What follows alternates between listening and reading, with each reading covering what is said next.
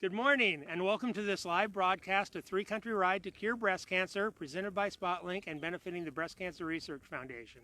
Today, as part of our daily Morning Mingle series, we have the pleasure of speaking with Caren Cleveland. Yes, Cleveland. Creator of the American Civil War Memorial here in Waterloo, New York. This interview is going to be a little different. We're going to be free-flowing, and it might go a wee bit longer than 3 minutes, which is great.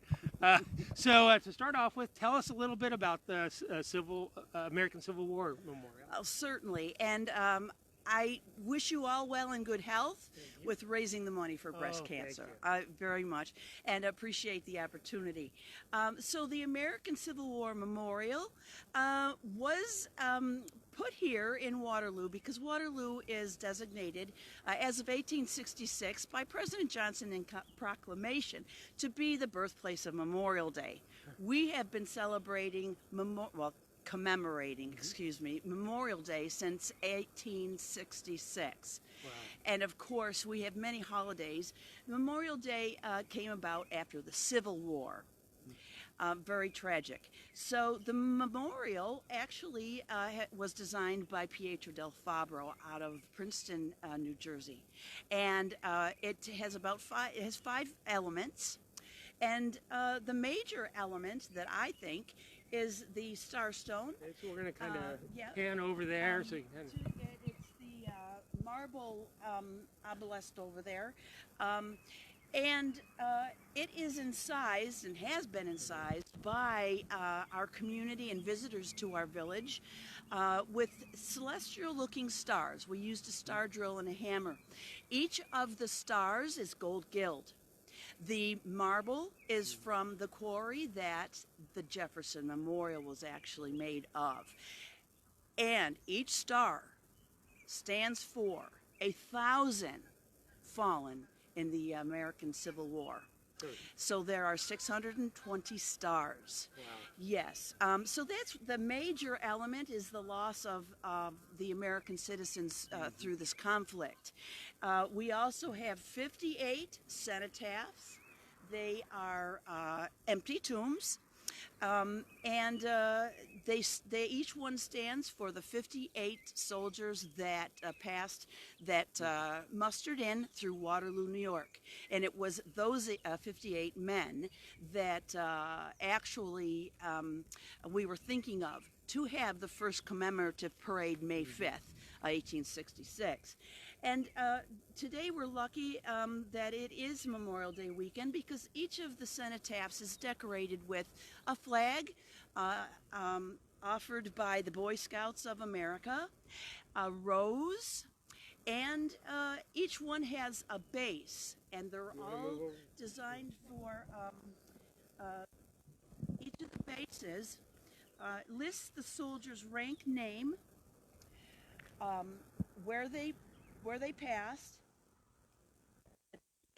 and how old they were. Ron, do you want to get a... Yeah, I'll get a close up.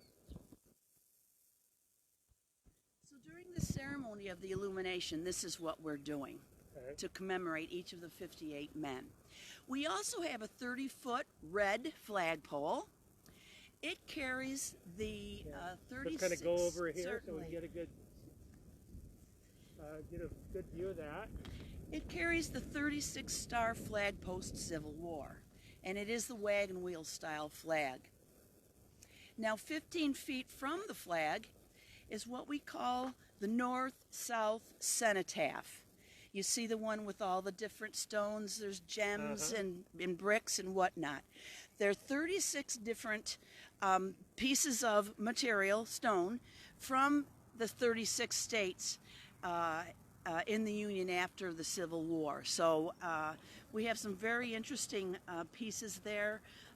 We have granite, it's a garnet from New York State up in the Adirondacks. We've got some bricks that came from the courthouse with actually the brickmaker's fingerprints on it. So we've got some very special stones there. They're all dedicated to someone and have been offered by those 36 states that we've got in touch with. So that's one of the elements as well.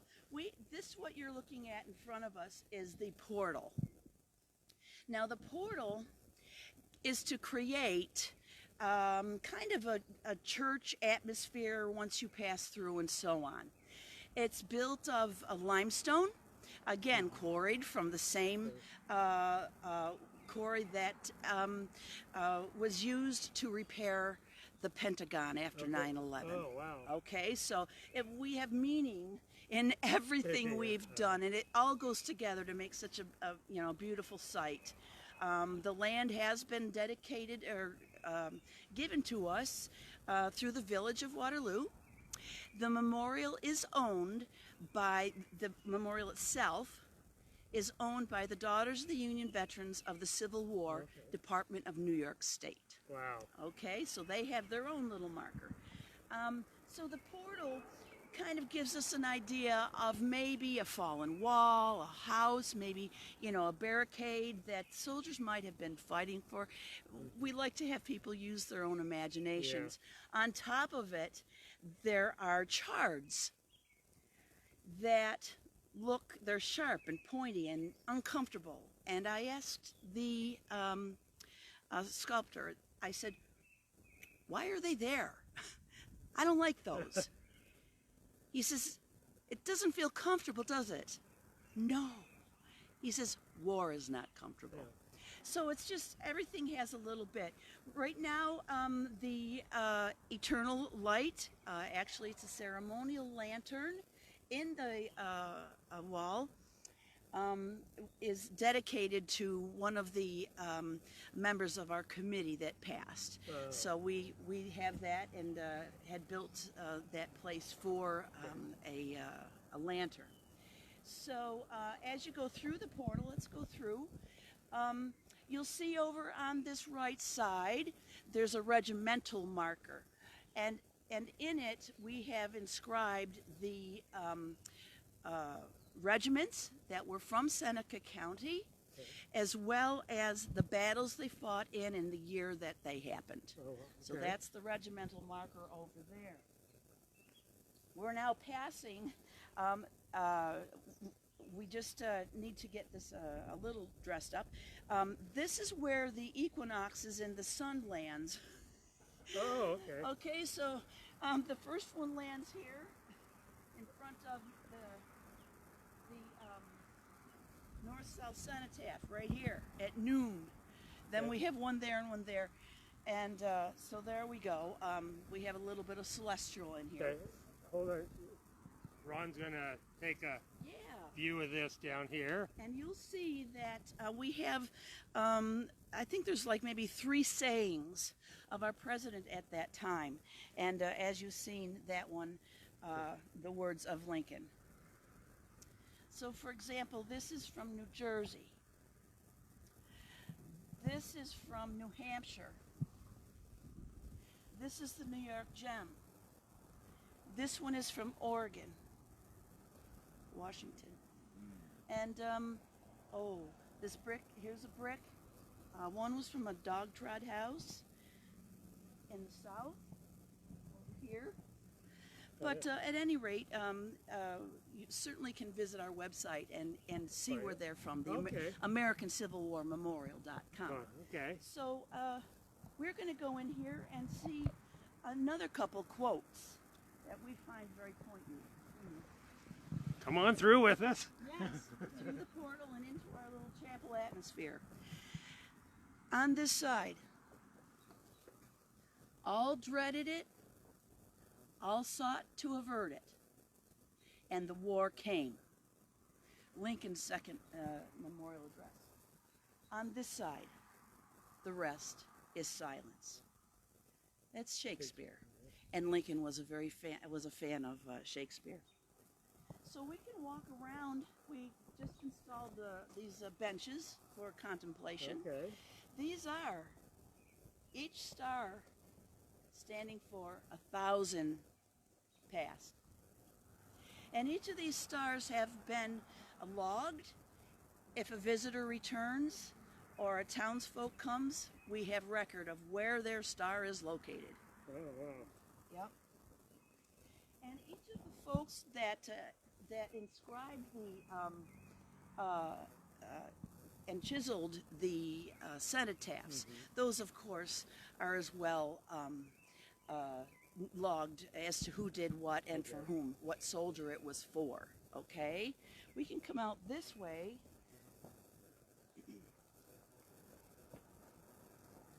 You'll see wreaths. We lay wreaths here Memorial Day weekend on Friday night. We have our ceremony.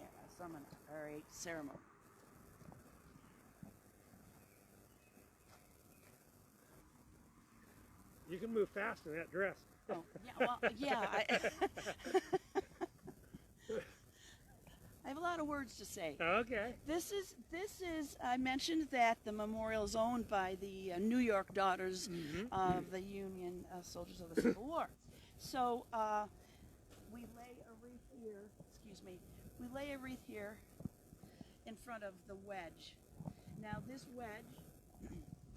this wedge is the other half of our stele. Another element we have. Okay. It's on the other side. Lilacs, of course. Well, Whitman spoke of lilacs. So that's the flower of the Civil War as far as we see it. Okay. Okay? So that's our little dedication there. I was last year national president of the Daughters of the Union Veterans of the Civil War. So I'm done with my term and I'm enjoying coming back home again to share this with folks. If ever anybody wanted a tour, they can certainly get in touch with us through the website. Okay. So this is a good tour. I can show you the stele. Okay. It is in that direction a ways. I don't know if we want to walk, but we can see it. Sure, okay. A stele is kind of a European tradition that wherever there's a military memorial, there'll be a stele, and it is made of the same marble. It's over here by the canal. And being that it signifies a military marker, we thought that it was very apropos to be over on this side by the Caren Canal and the bike trail. So we can just, if you want, we can just look here. Yeah. And it has gold gilt on top. It doesn't look like it, but it is a wedge top, and as I mentioned, the other side is, yes. Okay. And so a gold gilt top, it is the Danby marble, and we have the red, blue, and gray. This is American, so the red can signify anything you'd like. Me, it's death. So that we have to let people know that it's here, and a lot of times with the lock here, they might want to come and visit while they're going through the lock. Yeah. Okay, and now at last, an Eagle Scout had a project. I had this in our plans since day one. We are now celebrating its 11th year. Oh, great. But it is the 10th year that we actually have had our illumination and remembrance ceremony. 10 years. So if you'd like, the docet holds historical antiquities of the Grand Army of the Republic, as well as the Allied Orders, and a little information on how we built this memorial. While we're walking over, tell us a little bit about your dress. Oh, I belong to the 148th New York Volunteer Infantry as a civilian member, and it's a living history group. So I've learned very well how to act as a civilian, I hope, so I make my dresses. This is an old parasol that I've recovered. Make mitts. Watch. It's made of silk. A lot of times it would just be cotton. Okay. I'm lucky enough to be able to sew with the silk. Okay. And I assume it's of the period of the Definitely is. All layers are there. Okay. And is it hot? I'm sorry? Why are you dressed this way today? Today, last night I had on a ball gown bodice because after 3 o'clock in the afternoon, you're allowed, or it is fashionable, to then wear a lower cut dress and show your sleeves. This is a day dress or a traveling dress. So we're covered at the neck and all the way down the sleeves. Yeah. Okay? Yes, and we always have our Kleenex. Our hands are always covered. The mitts are worn by older folks, and of course my timepiece. Civil War fashion Yeah, etiquette, it is. huh? Okay. Yes, it is. So, All right, we're going to go inside here and see some interesting artifacts, I think you called them. Yes, it sounds like it. Yeah.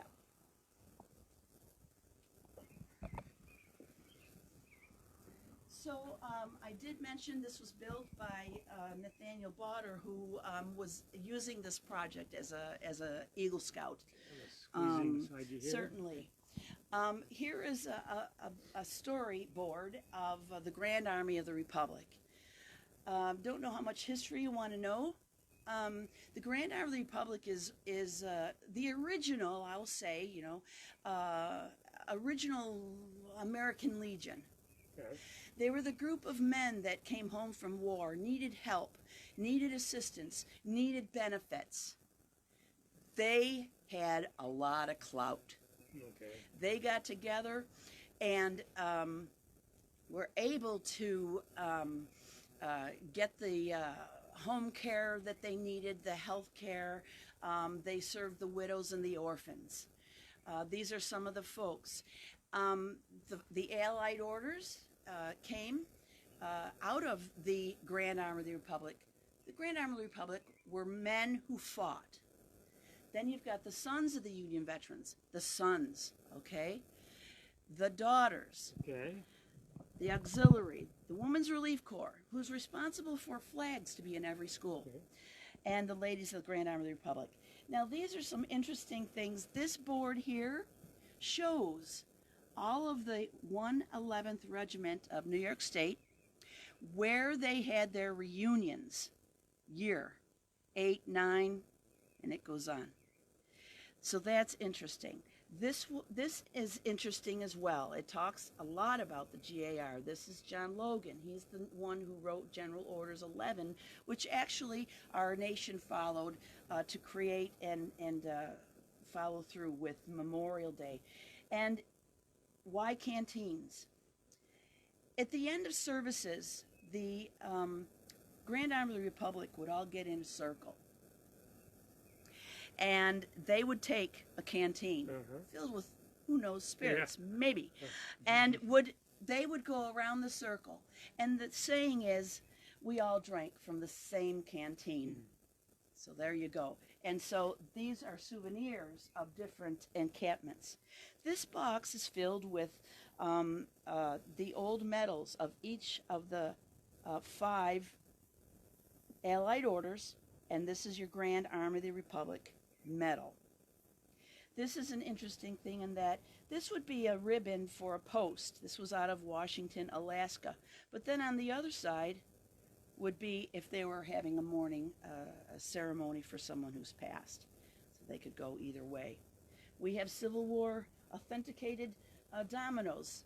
There was a lot of wait time before orders came. So they played cards, they played baseball, all kinds of things. Now, there's a story, also Memorial Day pins. There's one for every year since it started. I have collected 2 so far. And this just shows right here how the Grand Army of the Republic and the Allied orders actually helped our economic system. Everyone was buying hats. We're buying suits. We're buying, all of these different souvenirs and so on. So you'll find a lot of articles in magazines for things that were for sale. There's souvenir pins and spoons. Now this buckle is an interesting buckle.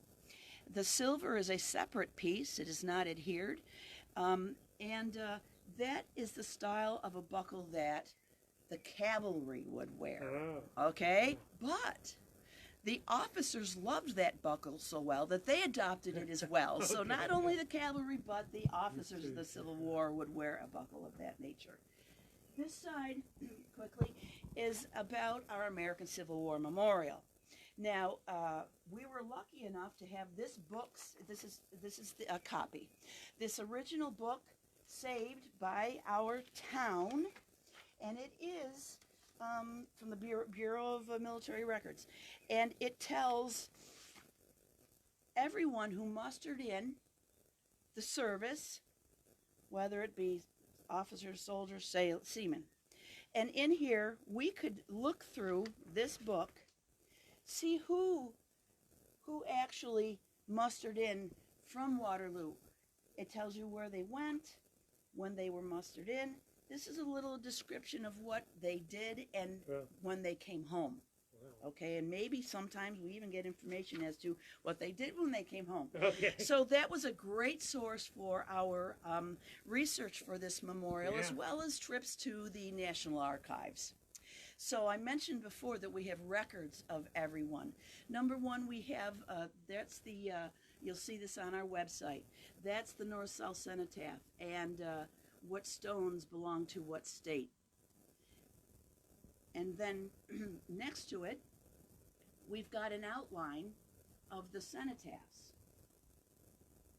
Okay, the cenotaphs have their names. So what we did is, as you see, these circles are all of the same regiment. Yes, the soldiers, the men enlisted together. We laid their cenotaphs near each other. On the wall back here are the list of the cenotaphs and who sculpted them and for whom. Wow. Yeah, Okay. so we know. Then over here, this side is for folks who did a star, who incised a star. And we have pictures, and I want to just, here's the page alphabetically. You can look up your name. Oh, yeah. Take a sheet, write your name, what face, up or down, left or right. Here's your measure. Okay. And you can actually go and refine your star out of those 620. Wow. Okay, so that's how that all is, and we like to use this building for educational purposes and comfort. Sure. So that is, I think, why did this come about? Besides the fact that Waterloo's birthplace. When I first moved here, I was approached, and they say, Bill Holmes, come to me, he says, you're part of the Historical Society. There is no monument for the Civil War. We had it for all the other wars in our park, in Lafayette Park. We don't have a Civil War monument. So I met up with the sculptor. We started the project. It took 1 year. We stayed on time and in budget. Wow, that's great. And in 2008. That's wonderful. So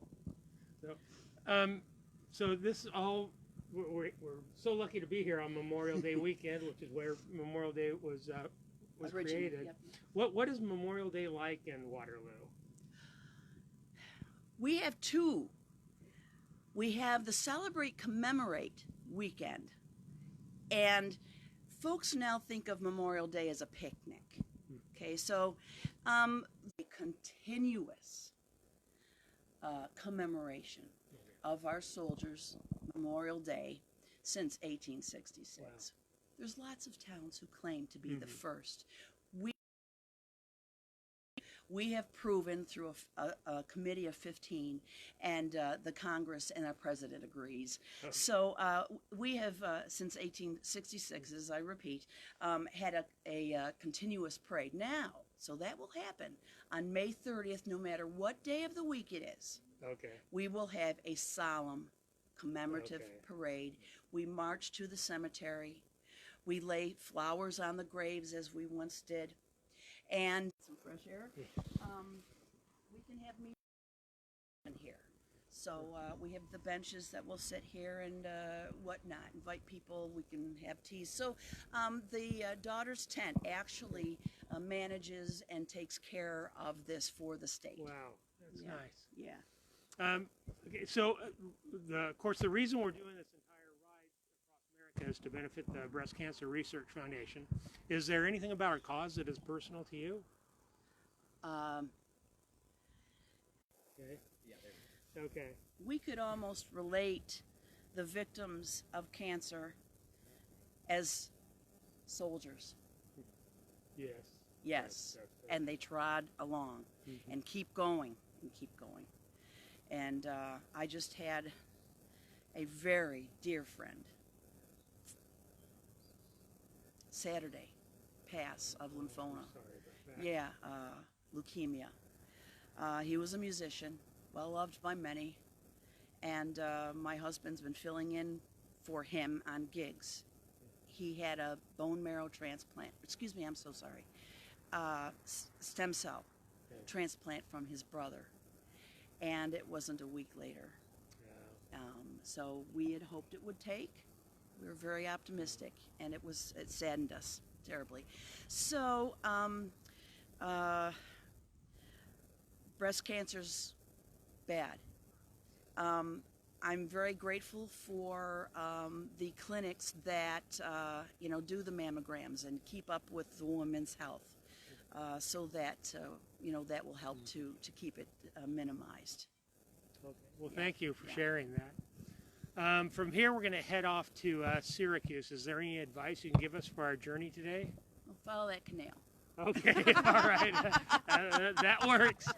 And that's what we're going to do. And stay safe. Yes. Yeah. Oh my, how many of there are you?